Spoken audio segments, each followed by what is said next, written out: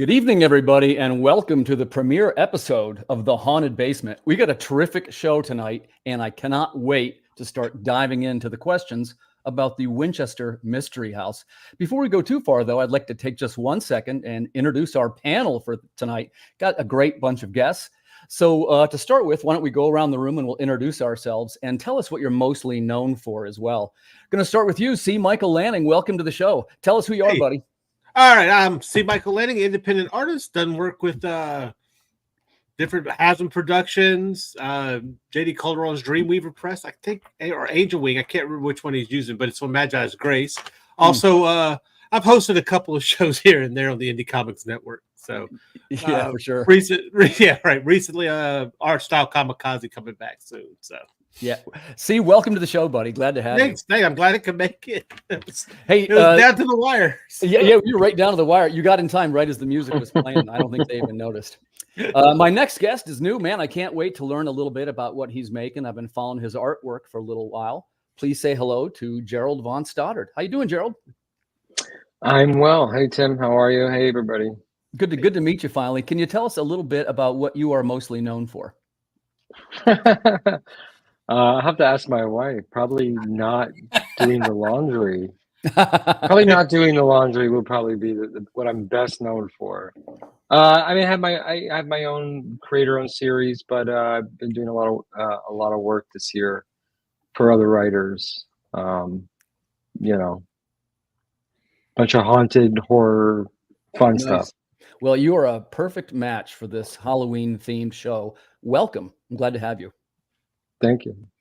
So let's move it over to Rob. Man, Rob getting to be a frequent guest over here on these podcasts. It's good to see you again. I know who you are, but real quick, tell the viewers who you are and what you're known for.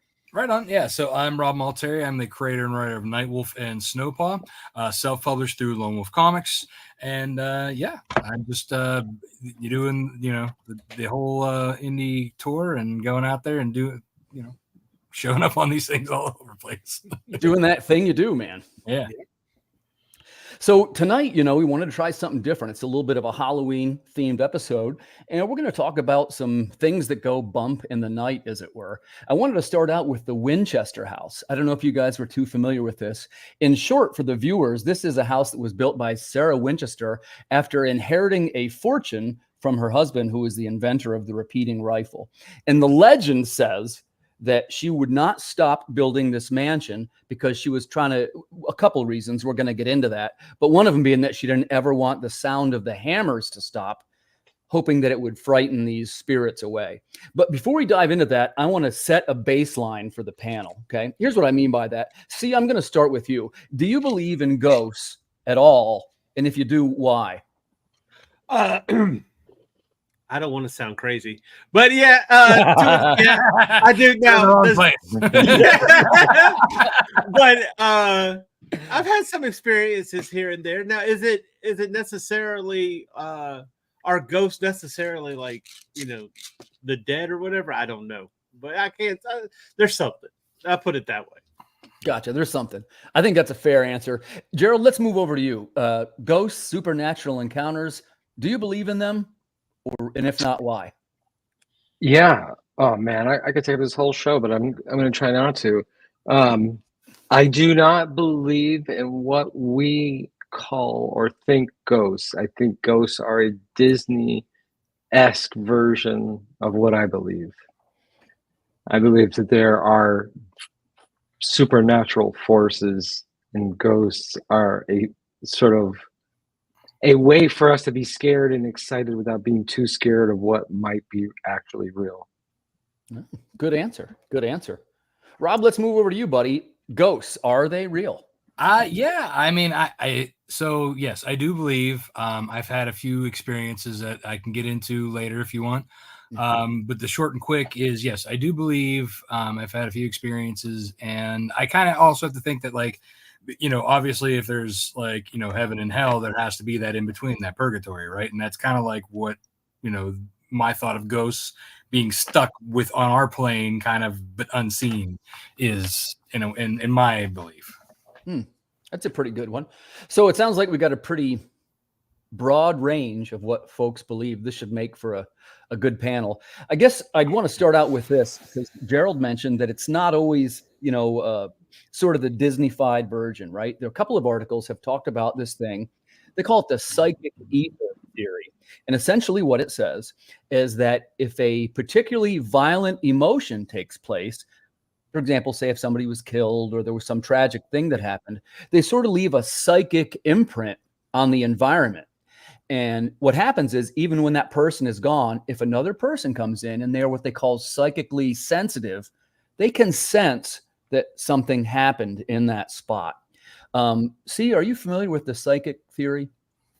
I think residual energy. I think it's kind of what. Yeah. I've heard of that before. Absolutely. And a lot of movies have played in on that too. One that I could think of is that Spirited Away. Was it Not Spirited Away? Man, it was with anime.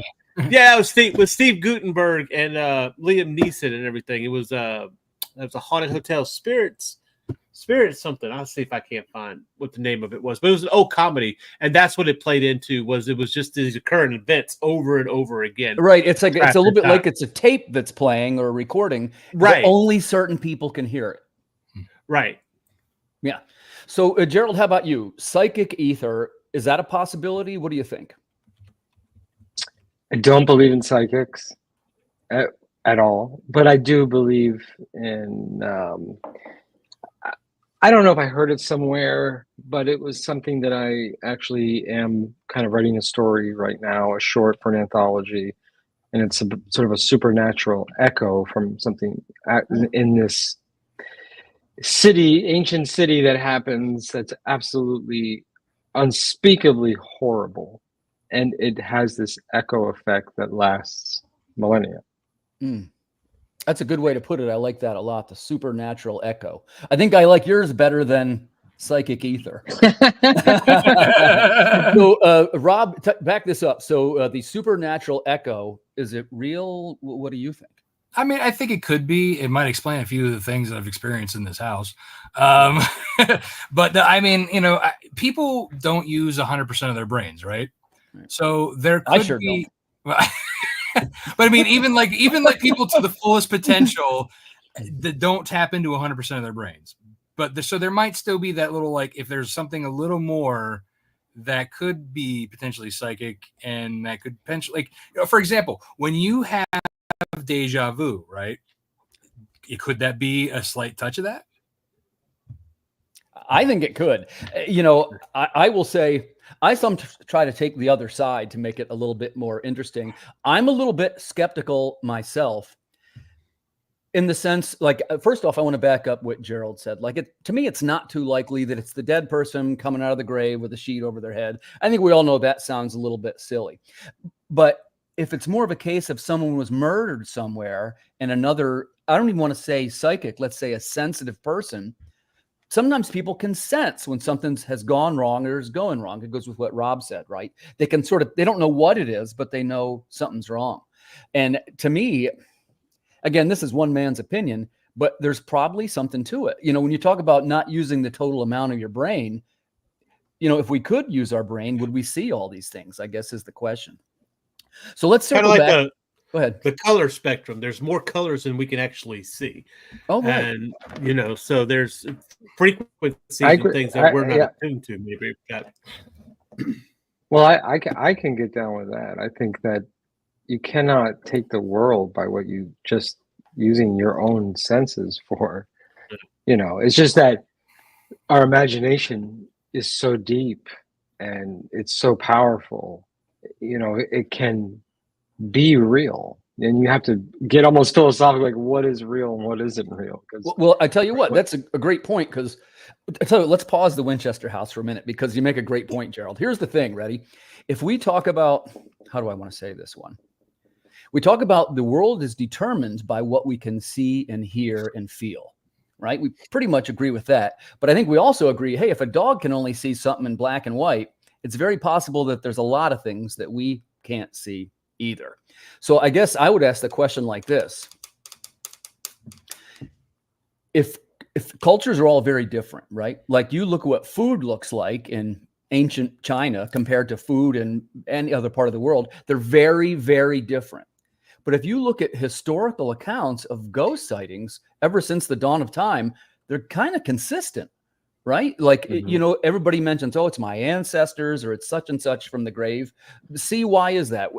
If ghosts are not real, if they're not something empirical, why is there so much consistency between ancient culture and now? I guess that we all experience. If they're not real, that it's a body function, or it's an energy in the air, it's swamp gas or something like that, that kind of thing. The reflection of there'll Venus. be, yeah, I mean, if it's your environment, then that would make sense throughout the centuries or whatever, that we would have the same experiences as those who came before us. So maybe. Gerald, what do you make of that? Why, if there's, let's say we agree on the fact that it's some kind of sensory phenomenon, well, then why is there so much consistency between ancient times and now, in your opinion? Because it's one of the few things that we can talk about that isn't tied to evolution. It's not tied to technology. It's not tied to, it's taps into the most primitive storytelling parts of our consciousness that we have never grown out of. We've never grown out of it. I mean, life and society grows and changes. You come with food, clothing, customs, cultures. These all evolve and move and shift, but we all come from the same place. And as the moment, the first humans could look into water and see a reflection, they probably thus began the beginning of a sort of a shared consciousness of who am I? What is out there? How do we see ourselves in all of this? How do we explain this? And I think it just comes to storytelling. I think that's the oldest tradition in human history. Yeah, I buy that answer. I'm surprised, though, that there's not more. There is quite a bit of variation, but there's also quite a bit of consistency. Rob, what do you make of this? Ancient culture versus now? Yeah, I think so. To kind of play the other side, like the more belief side. If you think about it, cultures didn't quite mesh together until like people started crossing oceans, right? Or crossing the land barriers. So you have similar stories or similar apparitions being told about in different parts of the world who have never seen each other, never talked to each other. Storytelling does play a big part of it, but I think like the similarities is eerie, and a lot of that, it plays into it. And if you think about it too, like a child who sees things, who seems to be somehow more like children start to be a little bit more attuned to it before they get older and their brains start to be like, oh no, that's not real. You know what I mean? Mm-hmm. Like, for example, like the reason I'm I do believe in stuff like this, because when I was a kid, before I even knew anything, like this is like some of my earliest memories, my grandma had passed away. It was my great grandma had passed away, and I was 2. And again, one of my very first memories, shortly after there was a tornado, I remember that in 1985, destroying a big part of our local area. But then like shortly after that summer, my great grandma had passed away. And I remember being like, I was a very fearful child. I would have nightmares regularly, and I would always go to my parents' room, and I would rip off their comforter, and I would make a bed on their floor and with a pillow, and I would just sit there with the comforter like above my face and just kind of like hiding, right? Yeah. And they had a big picture window with a sliding door like that went onto a deck, and there was an old farmhouse like just probably 200 yards away from our house, right? And it was always empty. It was always like it looked like, just like a scary old decrepit old farm that like nobody took care of, again, this is me being 2. And I just happened before that one night, I went into the room ready to grab the comforter.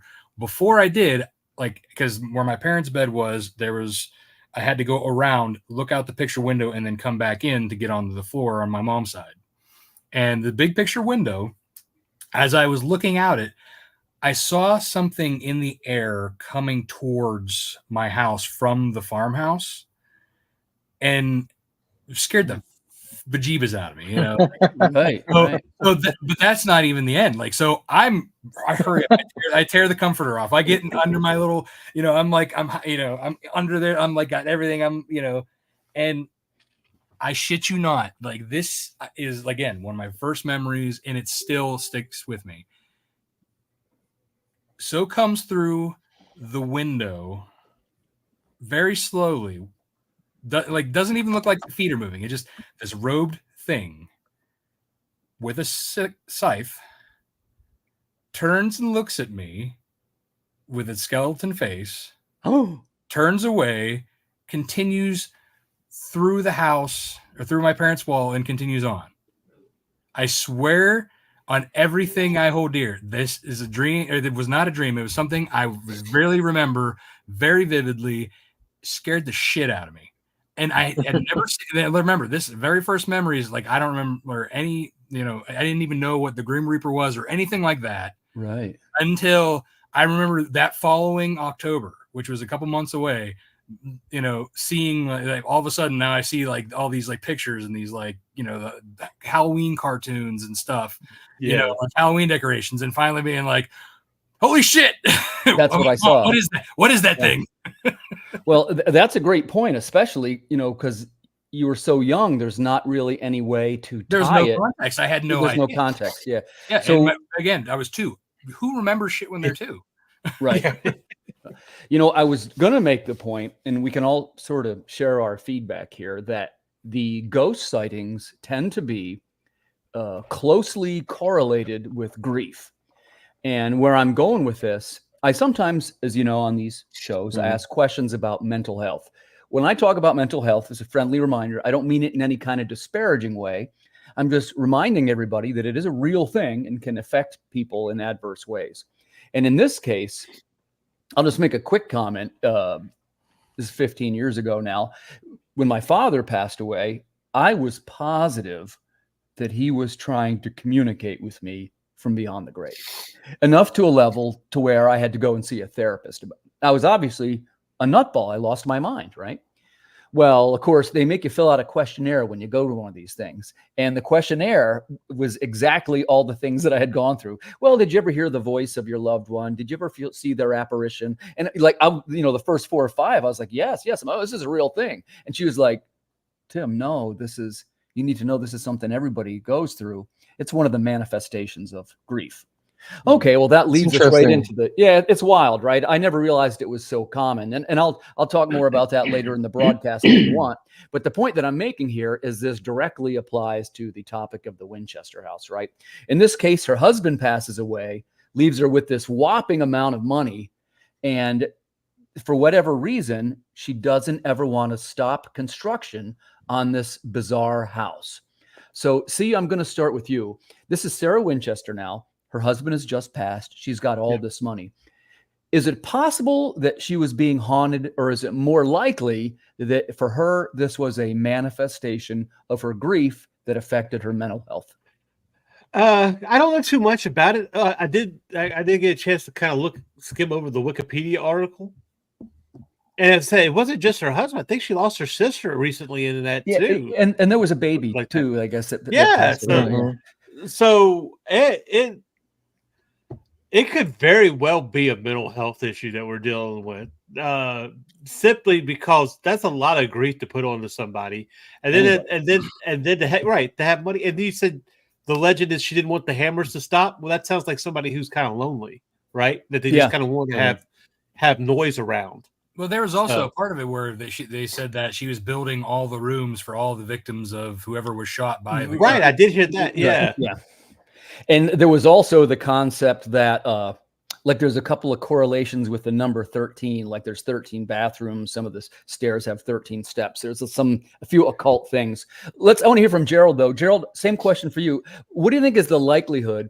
Is it possible that this house is really haunted? Or is it more likely that this is a manifestation of her grief? Well, I think, the show's going to be great because I feel like Rob and I are going to be like yin and yang, which is cool. Yeah. I know you shouldn't have a bunch of people agreeing with each other. It's just silly. Right. I just like to think things a little differently, because if you say haunted, you're saying no, ghosts and chains and, and things moving, you're gonna lose me. But if you describe haunted as maybe a trance like inner thing that can manifest on the outside of you, could affect your body, could affect lots of different things, the people around you, and what you see, what you feel, what you're experiencing. From my very uneducated research, the Winchester house, I think she was haunted by many things, but none of them being ghosts. That's my short answer. I think she was haunted, and I think that manifested however it manifested. That's a pretty good answer. But she did stop construction, and I believe that she had moved somewhere else, and they were renting the house out to family at some point. So, well, yeah, and there's one more element too, which is when they switched it over to a for-profit thing, I was even less likely to believe in this. But finish your train of thought, and then we'll come back around to the profit element. Because you're also talking about 19th century, and you're talking about, well, thousands of years of superstition, and for me is lazy. It's lazy superstition. It's lazy explanation for things you cannot explain. And it's just easy to say ghosts and goblins and 13 is the occult. I mean, who adopted that? Sure, you can connect all that stuff and say it's super haunted. I think, again, I'll just say it again, she was haunted by grief, loneliness, and, later in life, it was a hermit there. And so, of course, legend is going to spread, and you could say whatever you want. So I just think haunting manifests differently, maybe how I think about it. I think that's a pretty solid answer, Gerald. And that's kind of why I brought up that question. And friendly reminder, when I say mental health, I'm not in any way ripping on someone. Rob, what do you think about the mental health element? Are you in line with Gerald here? I definitely don't. So unless like somebody died there or it was built on an Indian burial ground, like the likeliness of it being haunted is less, I feel. You know what I mean? Like, so I do feel like she was suffering from a lot of Christian guilt for her husband's, job and the money that she made. So I think there might be a lot of that mental anguish happening. But again, like I kind of agree to the extent like that the haunting of this particular place that was brand new, built, continually adding on to, like I said, unless something happened there, one of the workers died or one of the maids died, or it was some kind of nefarious thing. Like it's less likely that it would be, I think, a haunting because, in tradition and common, like we talked about before, like common knowledge around the world is things tend to be haunted or connected to a thing that they're haunting, if you will. So like I said, the likeliness of it being haunted, unless something was brought in, it was, like I said, burial ground or whatever, somebody died there. Like at that time, I feel like it was probably a lot of mental anguish that she was suffering from Christian guilt. Okay. So let's make sure let me see if I can encapsulate your thinking here. So by Gerald and Rob, kind of what you're saying is that the hauntings, I'm using this in Gerald's sense, that it was an encompassing mental state more so than a ghost with a sheet over his head, right? Mm-hmm. The hauntings was more of something that was following Sarah Winchester and really had less to do with the house itself. Is that correct? But did they say that when she traveled to the new place, did it travel with her? It did not. And by the way, I was kind of saving this at that point in time by making all those rooms. Yeah, they got lost. Well, the problem is if they said, and they can't say that because, well, let's just be clear here. This legend didn't really begin till 1922. And Harry Houdini was the one who said you should call it the Winchester Mystery House. Mm-hmm. Right. So hang on, I got a question for this, and then I'll bring it around to you. There was a lot of people said, hey, there really wasn't too much that happened. The family was allegedly having some financial difficulties. And then somebody said, I didn't know it was Houdini, so we're going to hand this off. But they said something along the lines of, hey, you should try to adopt this notoriety and embrace it and make it sort of a for-profit thing. And that's why it's now called the Winchester Mystery House. Now, for the viewers, the house is really jacked up, right? It's 160 rooms, 24,000 square feet. There's stairs and windows that don't open. It's like a madman designed this thing. So, C. Michael Lanning, does knowing that, how do I want to ask this question? Now that we have taken a look at that this is a little bit of a for-profit idea that was planted, does this make you believe in it less? Believe in ghosts? Well, I think just in the Winchester incident. Oh, For this, I'm going to say, yeah, to an extent. I think, really, honestly, I started having doubts when you made the statement of the lore of her not wanting the hammer to stop.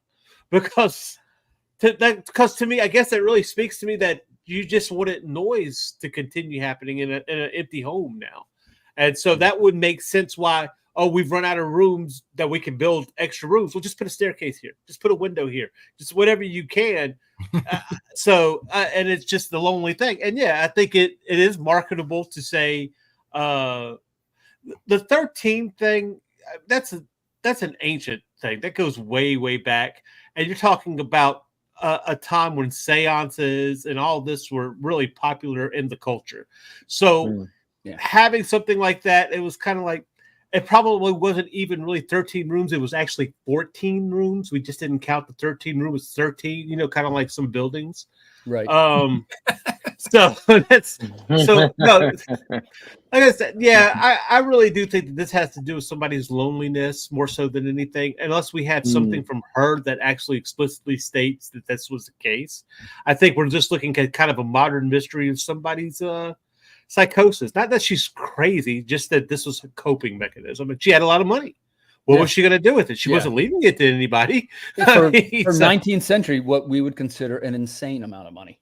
Yeah. We're talking eccentric millionaire in a way, right? So I think that's really what we're dealing with here. Yeah, let's move this over to Gerald because he kind of brought up the topic. So now that we know, and it was Harry Houdini, you said, that brought it up to call it that? He was the one that suggested the name Winchester Mystery House. So in your opinion, knowing that they were trying to convert it to a little bit of a for-profit venture, does this make you less likely to believe that the Winchester house has any kind of supernatural elements? Well, I don't know. Maybe it did, and maybe it doesn't anymore. I mean, if you look at that picture that you have up there now, I mean, I'm more terrified of a house that's just gone decrepit. This house is considered the most haunted house in America. Correct. In Italy, we have a house. It's like I think it's, don't paraphrase me. It's like House Vecchi, and it's considered the most haunted house in Italy.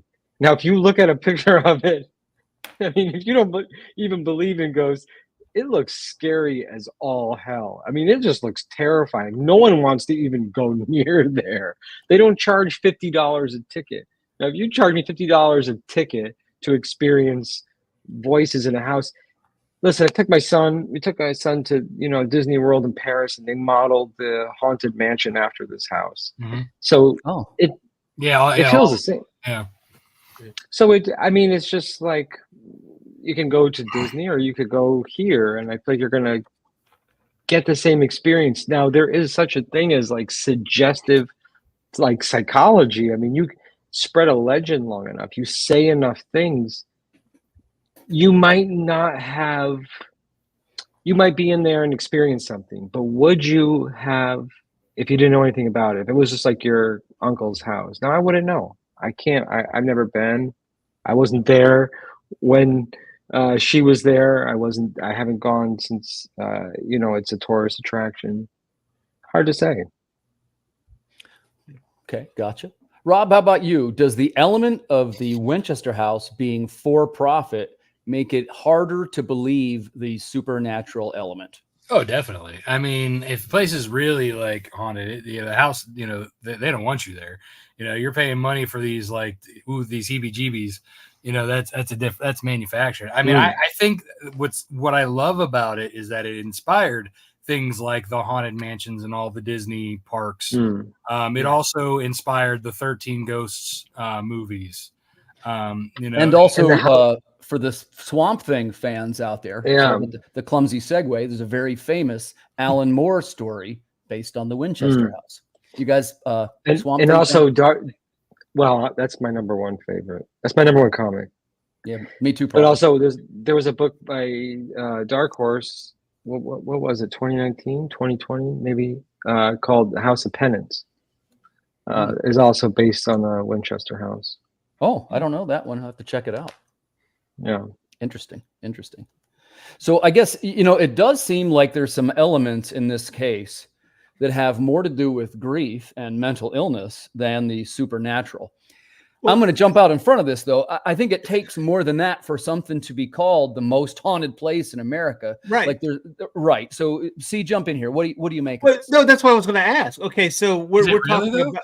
Yeah, well, that's what I'm saying. For Sarah, okay, we don't know really what Sarah thought, but is there cases of people saying that they've experienced stuff in this house?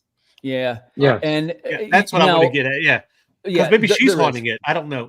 but it was Gerald. I think it was Gerald that said there is such a thing as a suggestive element. And I know I'm saying this a little wrong. No, yeah.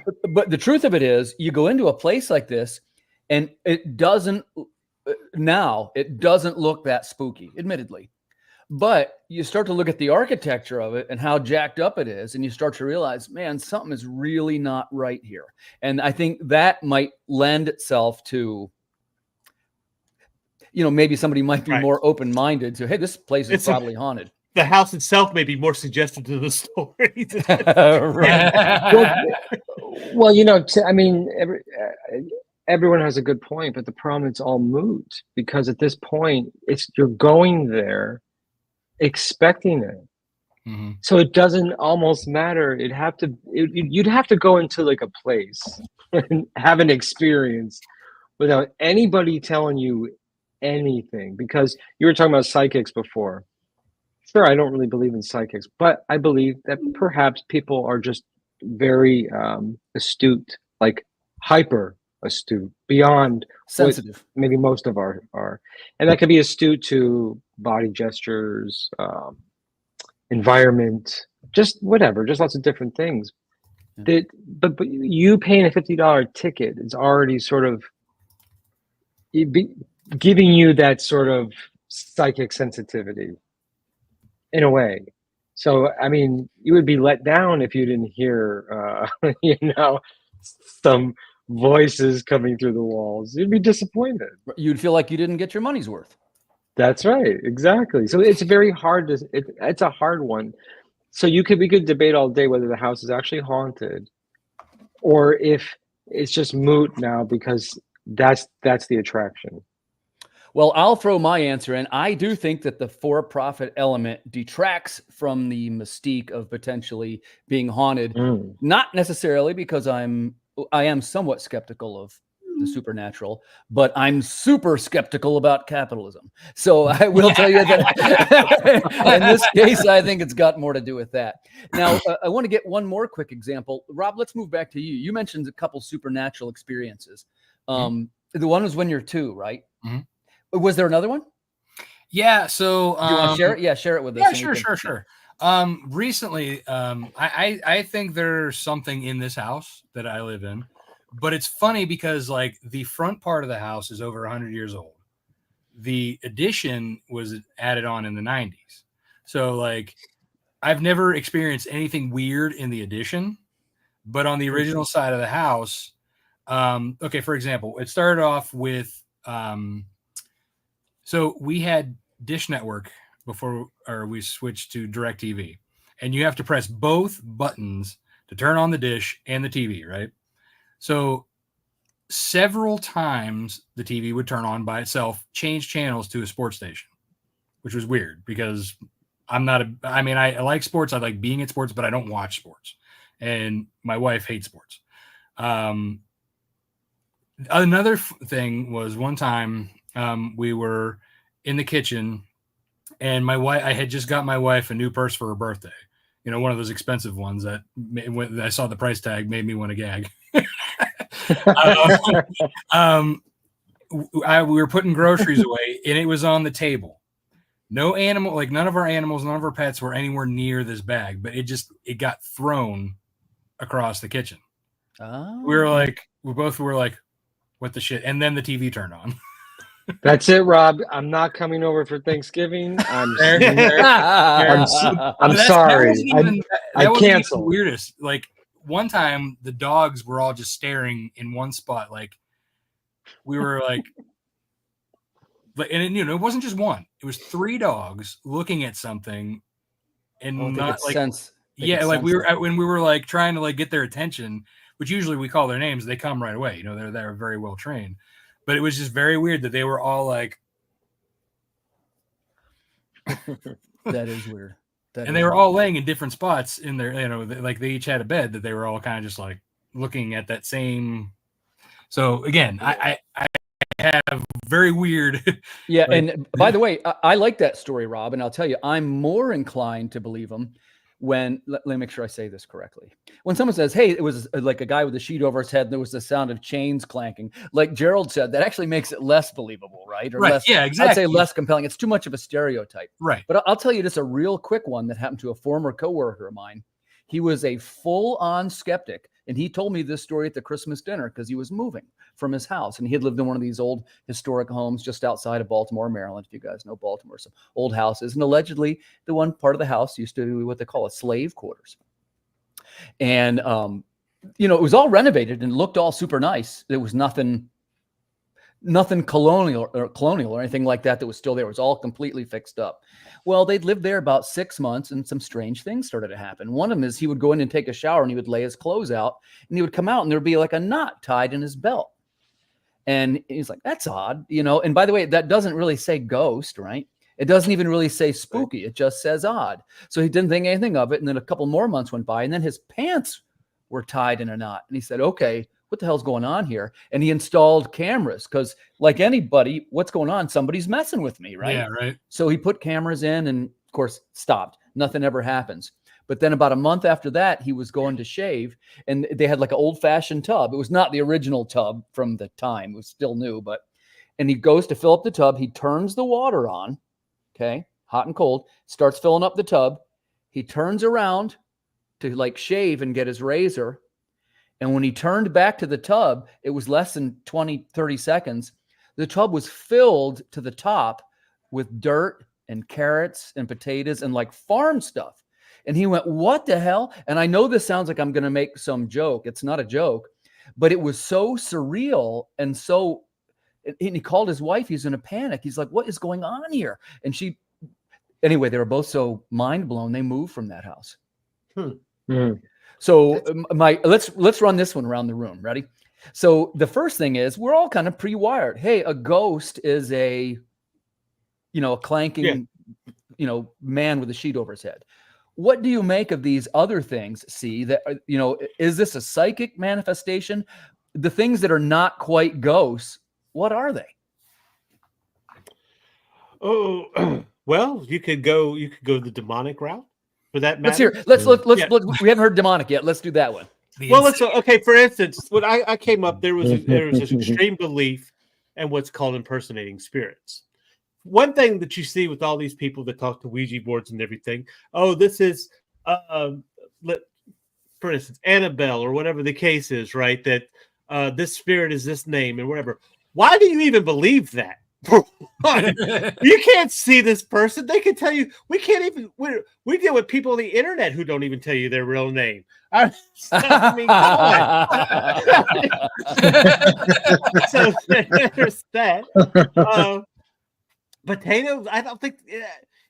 I want to hear a natural explanation for that, please. Well, and here's the thing. That one is such an odd story that it almost makes you not want to tell the story is the first thing. And it also exactly. Yeah, defies explanation because it doesn't in its nature, it's almost not even scary. What's scary is when you think about how your mind's trying to process it. Like, what could that even be?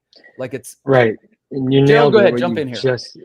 Well, you nailed it. That's it. And that has always, we have not changed. The internet will never change trying to fill in a blank spot with an explanation. And the problem is you could go anywhere you want with it. And so nobody's really wrong and nobody's really 100% right. Like my wife and I are completely different. I'm a person. It's funny. That I write and draw horror comics because I love it, but I don't believe in many things.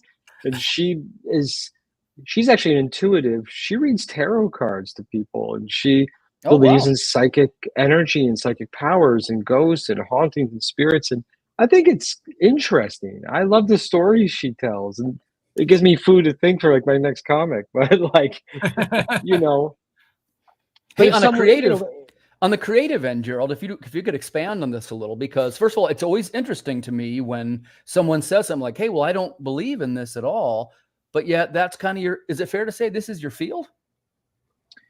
That is my niche.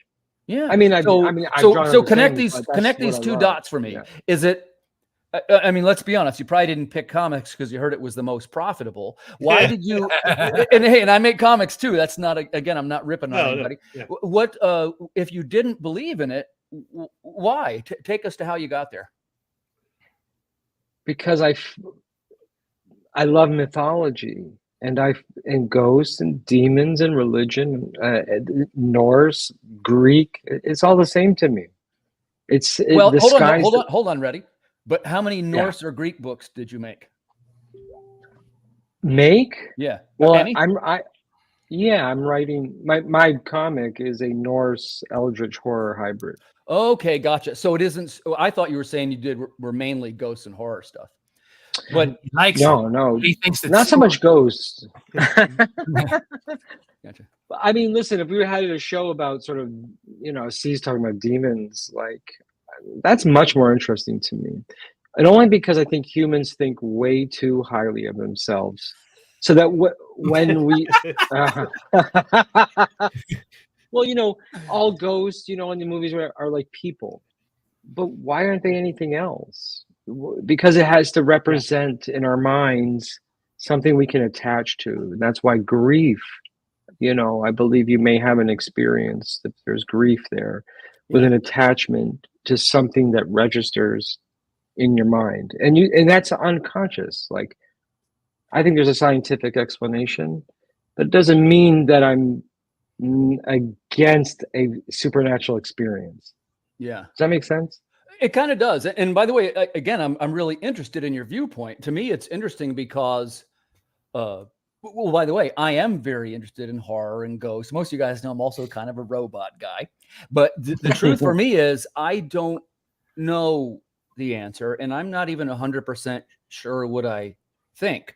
I did have one or two experiences which were difficult to explain. And tell you what, let's dip our toes in. If you guys are comfortable with this, anything that you are not comfortable talking about, you don't have to mention. Let's go over to Rob. It's Rob's turn. Rob, are you a person of faith? Yes, to an extent. Okay. I'm a very terrible Catholic, but I do have beliefs. I just don't entirely believe what a man has written into a book. If you Gotcha, but enough to be afraid of a demon. Yes. Okay, gotcha. Yeah, look, I get it. I'm right there with you. Man-made rules that like put women down and other things that it's like not being allowed to eat meat and on Friday. Well, and I didn't mean to open up that can of worms. I was going to gently suggest that sometimes maybe, and it doesn't even necessarily have to be a Christian or anything. I remind you, Shintos believe in ghosts, Buddhists believe in ghosts, Confucians believe in ghosts. I know all the Asian ones believe in it strongly. So what is the answer? It's and this is where I'm going with it. See, Michael Lanning, is belief in supernatural and ghosts and paranormal, is it in any way tied to faith or not? Initially, I would say yes, but with this caveat. Yes, some of the instances people have experienced are tied to supernatural spirit realm situations. However, there's also there's actual natural explanations, and I think there's even scientific explanations, such as the residual energy. But such That's as the awesome. residual energy, to like I say, limit it to just one thing being the answer to all things is I think is narrow-minded in that sense. Yeah. Yeah, I agree. And I definitely want to hear from Gerald on this one, because he mentioned that demons were the most scary ones of all. Did I hear you right? Yeah. Yeah, because I'm that Yeah. way too. I find demons incredibly scary. Can you expand on that a little? And also, do you think that it's got anything to do with faith? Yeah, I think that a lot of it does, but I think only the human aspect, that a ghost takes a human shape, or uh, the afterlife. I don't believe in it. If we're made scientifically from the same matter as the stars, you just go backwards. Okay, so we know they're there. Where'd they come from? The Big Bang. Where'd the Big Bang come from? We don't know. So when you go all the way backwards, then this, again, I'm saying the imagination and the sky's the limit. You're going where you want with it. And I've said this on a bunch of other shows. Human beings are the most terrifying. The ones that are alive are more terrifying to me. Exactly, skunk ghosts. I mean, it could take the form of anything. A certain amount of energy, and that's science. Science doesn't try to say, like maybe a certain religion might, like, this is the truth, and you're going to burn if you don't believe it. It's like, this is what we know so far. We don't know any more than that. Like deja vu is when the stimulus enters your brain through your eyes and all your senses, and it's going through your synapses to the part of your cerebellum that's supposed to hold what then become a memory. It goes around again. It didn't stop where it was supposed to stop. Now, does that make it any less cool? No, that sounds super interesting to me. That stuff sounds more interesting to me. Science is more exciting and opens up more doors for what might be real or not real. And it can be more terrifying than, say, like the haunted mansion, Well, yeah, you got a great point there. There's definitely more terrifying things in science than there are in almost anything else. But Steve's talking about, demons, and that comes because I was raised Catholic as well. And there's a lot of beautiful imagery. And I live in Italy half the year, and I've been to some of the oldest Catholic churches that you will ever find in the world. And the stories behind them are absolutely amazing. And some of them are absolutely terrifying. Yeah. And so, there's a lot of demonology. It kind of stems from sort of like ancient Catholicism. Right. C.S. Lewis wrote a lot about demonology, and, not appearing as we might draw in a comic or see in a movie, but more as a voice in our head. Yeah.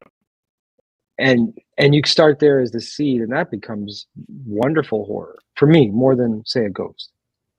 Interesting. Yeah, I'm totally right there with you. I'm a huge fan of demons and stuff, and I guess we're in a safe space here. I'm Catholic too. I don't mention it to too many people, but I will say, Catholic. Yeah, that just happened.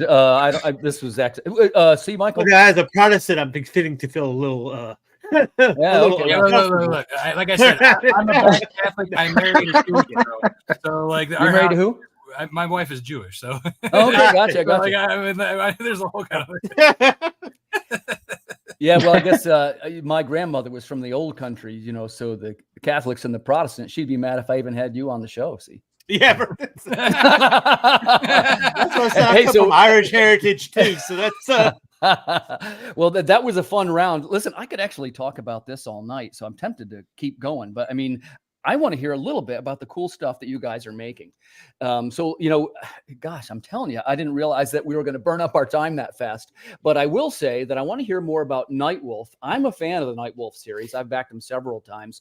Rob, can you tell us a little bit about who would like this series? Yeah, right. Anybody who likes nightmare fuel. I mean, yeah. So Nightwolf is a story about a young man who finds out he's born a werewolf, gets thrown into a supernatural war against demons, witches, vampires, other werewolves.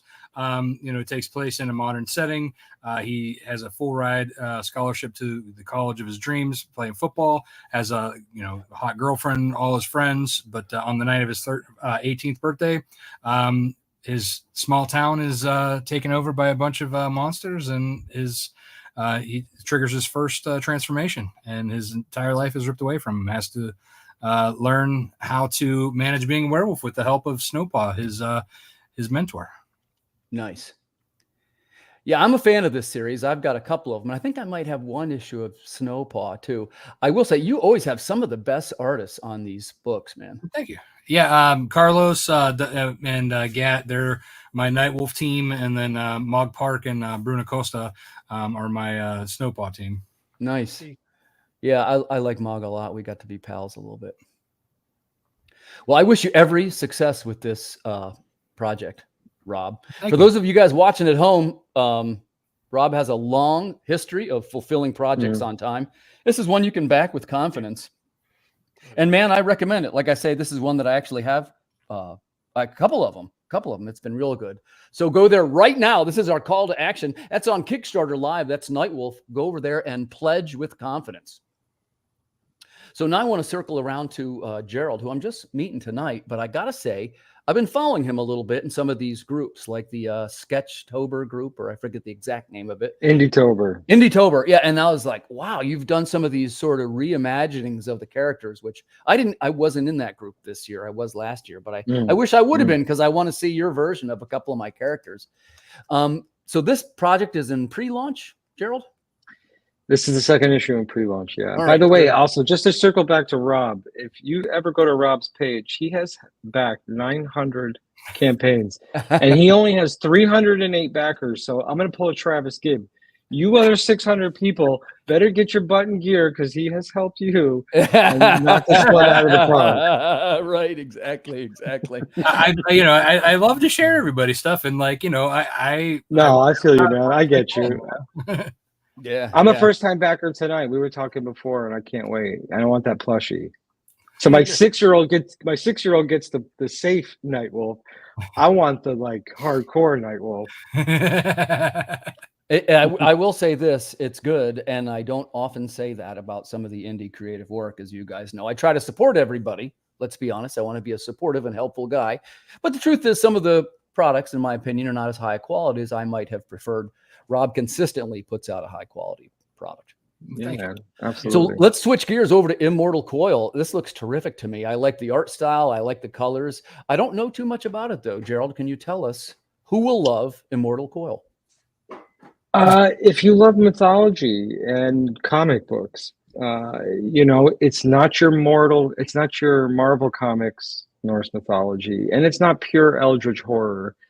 It's narrowed down to familial relationships that have catastrophic repercussions on Earth and our life as human beings. But it's told through these different sets of family. Loki and his children, Hel. Where did all these characters go? Because basically Odin is convinced Freya to use the rest of all of their magic to make Ragnarok come off as it was a hoax. It never really happened, and they basically sacrificed every realm but Earth. And Odin is a very selfish, self-centered god. But now Loki has awoken, and he wants pure oblivion, and he has found a sliver of the faceless god, which is an offspring of Azazel, who is considered probably one of the most powerful Eldritch god. And he just wants to just blow it all up. And the children of Thor have been asleep for 1,000 years in human hosts, and now they're waking up. And you find out in issue number 1, it's not a big deal because it's happened many times.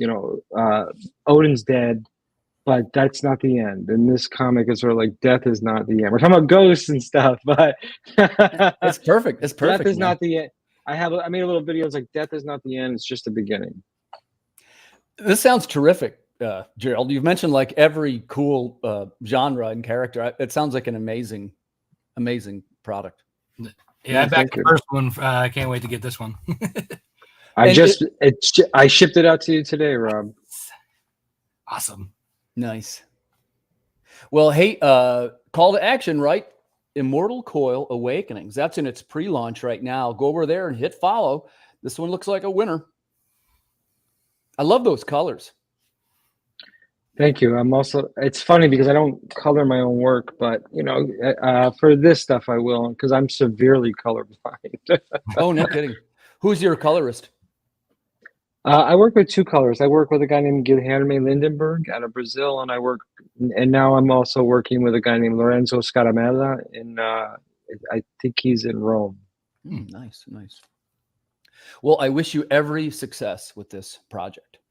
Thanks, man. Yeah, man. It looks like a really good one. So, guys, we are just about to our time.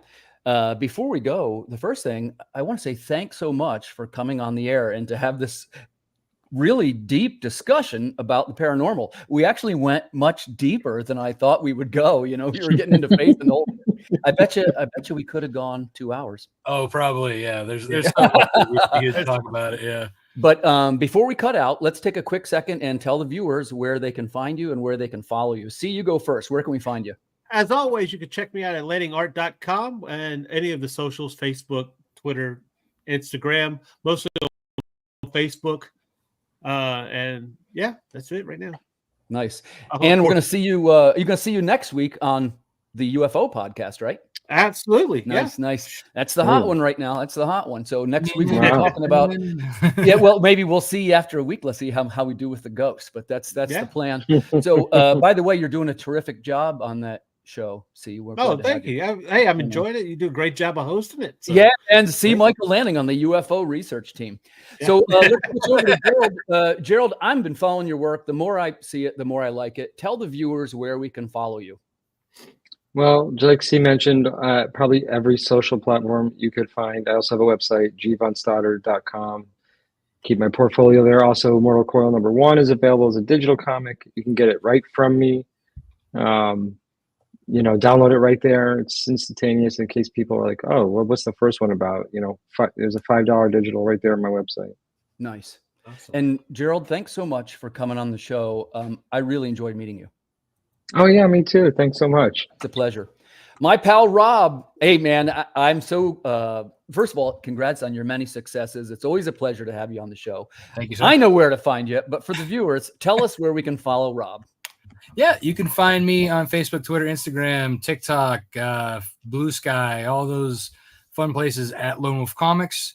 You could find me at Rob Malteri on Facebook, Twitter, Instagram. You can go to lonewolfcomics.com to learn more about my titles and visit my shop if you want to catch up there. Or you can go to nightwolf.lonewolfcomics.com, and that'll take you to that very long and arduous Kickstarter link. And you can go get a catch-up tier, or if you are already into the series, just go ahead and get one of the latest variants. Nice. Congrats on your many successes, Rob. Thank you, sir. Thanks, everybody, for tuning in. We will see you next week in the same time slot. That's 10 p.m. Eastern when we do our UFO podcast. I hope we will see you there. If you have the inclination to follow me, I'm Timothy Fling over at earthdogstudios.com. Thanks for watching the show. See you next week.